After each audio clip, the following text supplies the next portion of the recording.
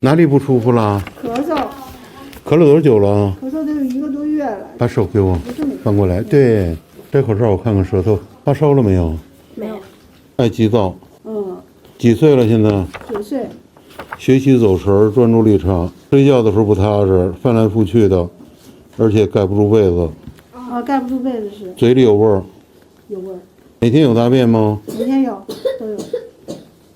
有的时候说肚子疼。嗯。吃饭不好。吃饭很好。挑食。不挑。喜欢肉食甜食。是的。不太爱吃青菜。是的。还怎么挑？还不挑？他吃饭。什么叫挑啊？您这标准怎么定啊？我就是能吃就行。其实你家孩子这些问题啊，说句实话，就是因为被你粗心大意忽略了。我还咋细心？孩子存在的问题，你都张嘴就来，没有，你都不把它当成问题。那一伸出舌头，也就马上就告诉我了。哎呀，内火太盛了，他这个是内火太盛，然后着凉，所以他咳起来了。你少给他吃肉，多吃一点青菜，得改变一些喂养理念了，否则的话，孩子出问题，我们都不当成是问题。好。